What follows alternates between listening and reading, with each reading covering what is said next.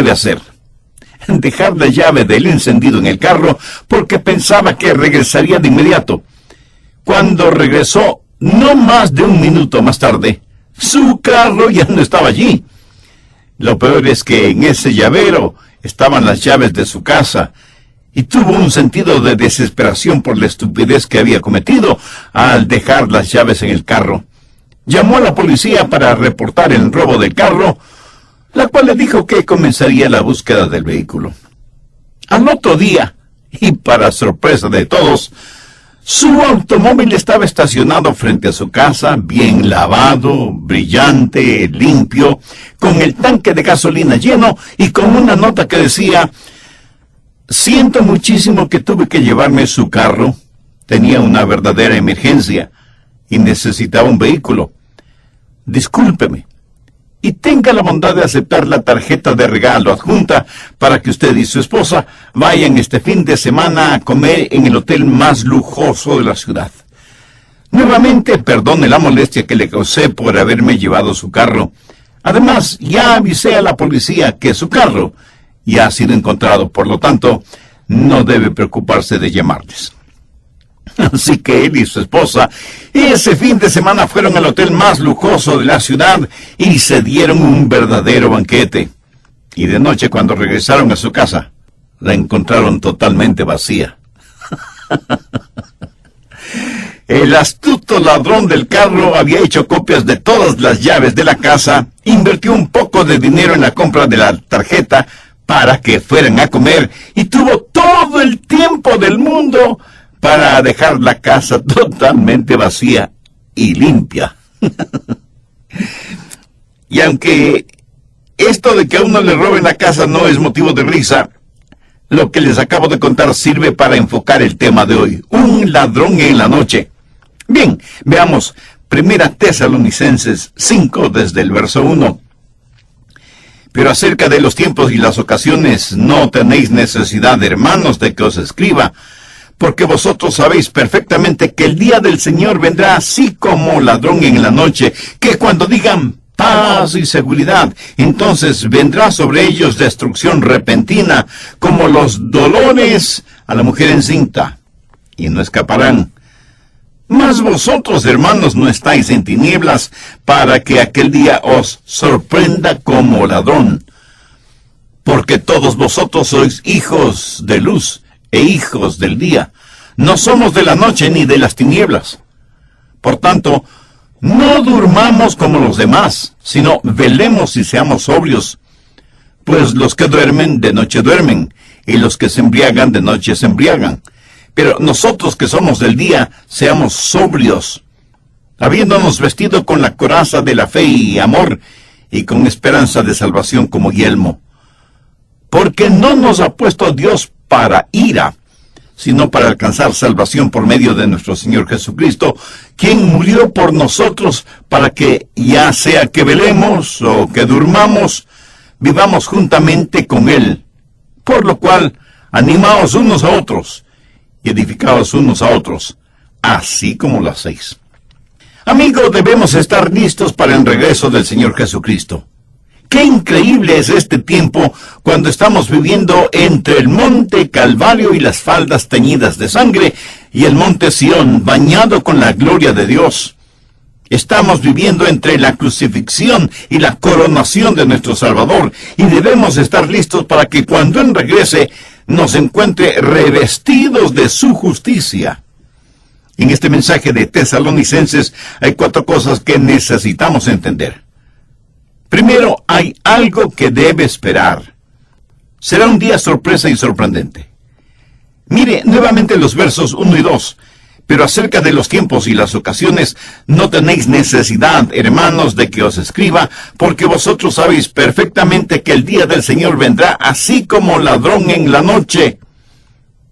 El ladrón llega durante la noche, sorpresivamente. Ningún ladrón le escribe y le dice: el señor fulano de tal, hoy a las 2 de la mañana voy a robar su casa. No, el ladrón llega a robar el momento más inesperado. Así será la venida del Señor Jesucristo. Y por favor note que Pablo no está fijando ninguna fecha, pero sí hace énfasis en dos cosas: la certidumbre de su venida y la incertidumbre de su venida, porque no sabemos cuándo vendrá, porque vendrá como ladrón en la noche. Busque Hechos 1, desde el verso 6. Entonces los que se habían reunido le preguntaron, diciendo: Señor, ¿restaurarás el reino de Israel en este tiempo? Y él les dijo: no os toca a vosotros saber los tiempos o las sazones que el Padre puso en su sola potestad. Escucha atentamente lo que voy a decir. Cualquier persona de cualquier religión o de cualquier denominación que dé una fecha exacta para el retorno del Señor Jesucristo, no solo que está mintiendo, sino que está desobedeciendo al Señor. En 1988, un religioso escribió un librito titulado 88 razones de por qué Jesús vendrá en 1988. Como Jesús no vino en 1988, ese hombre se volvió en el hazmerreír de todos, especialmente de los incrédulos. Otros han dicho que Jesús retornaría en 1996, en el año 2000, en el 2006, en el 2011, y seguirán dando fechas, y seguirán demostrando que son mentirosos y desobedientes, porque como Jesús dijo, del día y la hora nadie sabe, ni aun los ángeles de los cielos, sino solo mi Padre. Pero aun cuando no sepamos la fecha, tenemos esa sensación de que estamos viviendo al borde de la eternidad. Y cada día que pasa nos pone más cerca de la venida del Señor, y Él regresará en el momento justo. Jesús nació a tiempo. Murió en la cruz a tiempo. Resucitó entre los muertos a tiempo. Ascendió a los cielos a tiempo. Por lo tanto, su regreso será también a tiempo. Ni se adelantará ni se atrasará, porque, como lo dijo el apóstol Pedro, con el Señor un día es como 1000 años y 1000 años como un día. Se acerca un día conocido como el día del Señor, y será un tiempo problemático, porque en ese día Dios derramará su ira sobre este mundo. Este mismo momento, las furiosas aguas de la ira de Dios están golpeando constantemente la represa de su misericordia. Al presente, Dios retiene su ira. ¿Por qué? Porque, de acuerdo al apóstol Pedro, el Señor no quiere que ninguno perezca, sino que todos procedan al arrepentimiento. Segundo, usted puede escapar de una destrucción súbita. En los versos 3 y 4, cuando Pablo está hablando de ellos, se refiere a los no salvos. Ellos no escaparán de la destrucción repentina. Pero si usted es un creyente en el Señor, sí escapará de esa destrucción súbita. Cuando iban a crucificar al Señor Jesucristo, le hicieron caminar por lo que se conoce como la vía dolorosa. En esa vía estaban algunas mujeres llorando. Al verlas, Jesús les dijo: hijas de Jerusalén, no lloréis por mí, sino llorad por vosotras mismas y por vuestros hijos. Cuando llegue el día del Señor será un día solemne. Busque Joel, capítulo 2, versos 1 y 2. Tocad trompeta en Sión y dad alarma en mi santo monte. Tiemblen todos los moradores de la tierra, porque viene el día de Jehová, porque está cercano, día de tinieblas y de oscuridad, día de nube y de sombra. Como sobre los montes se extiende el alba, así vendrá un pueblo grande y fuerte. Semejante a él no lo hubo jamás, ni después de él lo habrá en años de muchas generaciones. Aquí está diciendo que el día del Señor será un día absolutamente distinto. Nunca ha habido un día como ese y nunca lo habrá.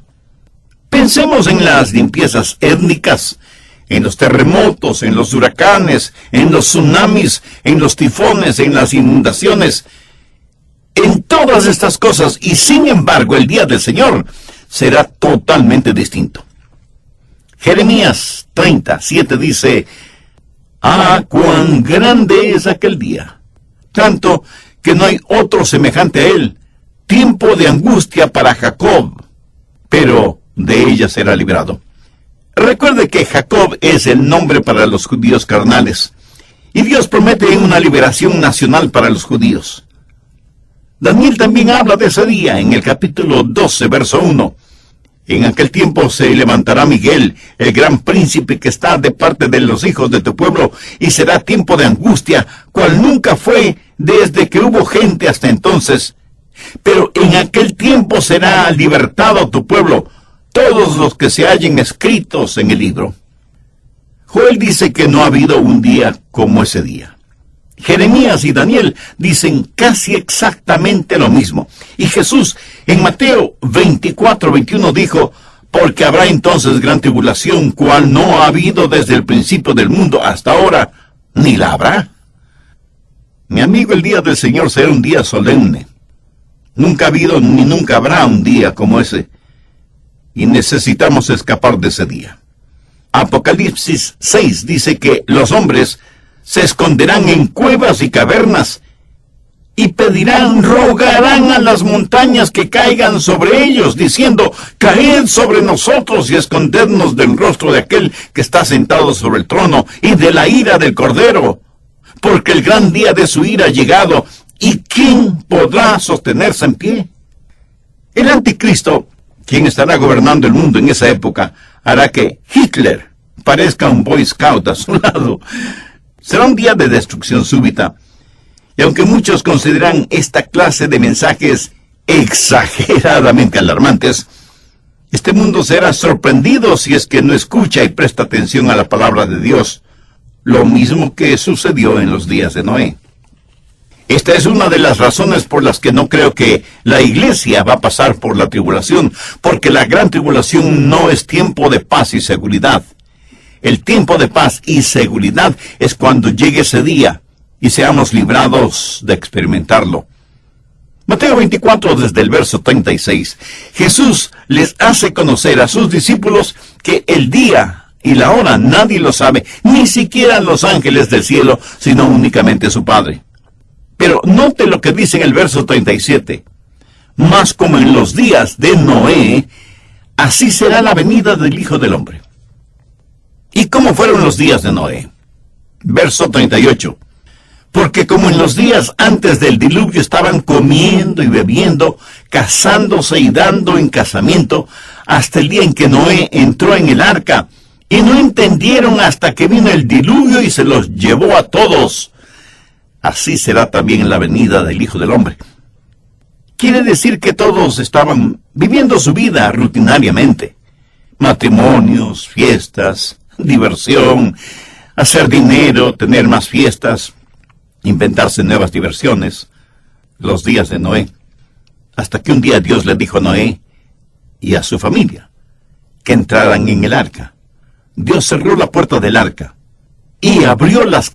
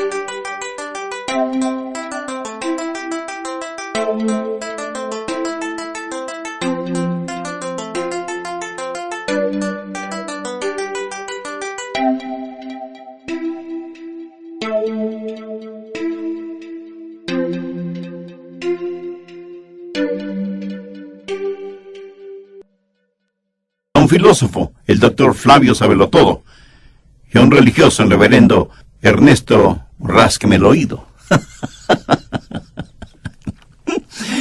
Y ellos tuvieron un simposio para determinar si iba o no iba a llegar un diluvio. Y le preguntaron al doctor Formaleido, doctor, ¿habrá un diluvio? Y él contestó, bueno, la ciencia no puede hablar de esas cosas porque, como saben, nosotros trabajamos con pruebas empíricas, pero sí puedo decir que desde el tiempo que tenemos una historia registrada, nunca ha habido una ruptura en el reino de la ley natural. Así que desde un punto de vista científico, es muy dudoso que tengamos esto llamado diluvio. Con esta declaración del científico, la gente se sintió un poquito más tranquila. Entonces le preguntaron lo mismo al filósofo, el doctor Flavio Sabelotodo. Y él, cómodamente sentado y casi sonriendo paternalmente, responde: la filosofía tiene que ver con las áreas en donde la ciencia no tiene respuestas. Desde mi punto de vista filosófico, si es que hay un Dios, y si Dios creó este mundo y sus habitantes, sabe las debilidades y las proclividades de lo creado, porque esa es la forma en que Él lo creó. Y Él no va a destruir su propio trabajo. Así que, con todo el valor de la filosofía, declaro que no habrá ningún diluvio. Y la gente sonrió, dando un gran suspiro de alivio. Ahora tenía que contestar la pregunta el reverendo Ernesto Rásqueme el oído. Reverendo, usted ha estado en el seminario y ha estudiado mucho, y en instituciones de educación teológica a nivel doctoral. Díganos, ¿habrá un diluvio? Él no es tan desapasionado como el científico o el filósofo. De hecho, él está tan disgustado que su rostro está más rojo que un tomate maduro, y señalando con el dedo a quien le hizo la pregunta, responde con evidente ira: usted no es más que un fanático religioso, fanto de la más...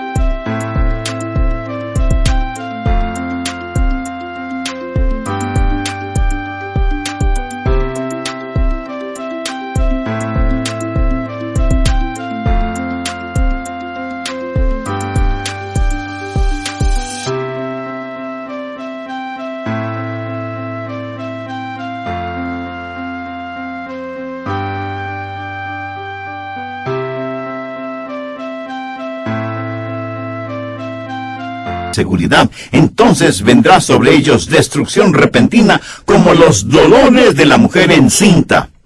Así que, primero, debemos esperar ese día sorpresivo. Segundo, debemos escapar de la destrucción súbita. ¿Qué de usted, amigo oyente?